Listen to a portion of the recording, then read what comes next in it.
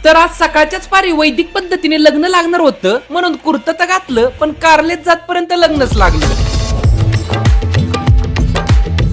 तर रामकृष्ण हरी मंडळी, तर काल सुशांतच्या हळदीवरून घरी येता करता रातचं 3 वाजलं आणि 3 वाजता पण झोपायचं नाही, तर झोपताना दूध प्यायला चांगलं असतं हे विश्ल्याला आठवलं. म्हणून दूध गरम केलं तर पोटातल्या कावळ्यांनी आता काहीतरी खायला पाहिजे असं म्हणत गुरगुर केलं. म्हणून रातच्या 4:30ला मॅगी केली आणि ती ताटात कुठं घेत नाही तर लगेच झोपलेल्या पिल्लांना पण जाग आली. मग आम्ही सगळ्यांनी मिळून ही मॅगी खाल्ली आणि तिला खाता खाता तर पाठ झाली. आणि आता आम्ही 6ला झोपतोय म्हणलं 7:30च्या लग्नाला आम्ही स्वप्नात पण उठत नसतोय. म्हणजे जेव्हा आम्ही इकडे झोपत होतो तेव्हा तिकडे सुशांतचं 7 फेर चालू होतं आणि आम्ही ह्या लग्ना करताच पुण्यावरून संगमनेरला आलो होतो. हे वैदिक पद्धतीने लग्न आहे ना एकदम सकाळच्या पारी मुहूर्तावरती लागतं. आणि ह्याच्या उलट रातचं लग्न असलं की पत्रिकेत टाइम असतोय 5:30चा आणि लग्न लागतंय 8:30ला. जवळ सगळ्यांचं सत्कारण भाषण होत नाही तवर तर काही लग्न होत नाही. मग पार नवरा बायकोला झोप काय येईना. मग तुमच्याकडची लग्न तरी पत्रिकेत दिलेल्या टाइमवरती होत्यात का आमच्याकडे उशारा लागतात ते कमेंट बॉक्स मध्ये नक्की सांगा. तवर मी सुशांतचं वैदिक पद्धतीने होणार लग्न तर हुकवलंय, पण रात्री जे दुसरं लग्न लागणार आहे त्याला तरी टाइम जातो. मग त्याला बघण्यासाठी आपल्याला फॉलो करून ठेवा आणि कुर्ता कसा वाटतोय ते कमेंट करून सांगा.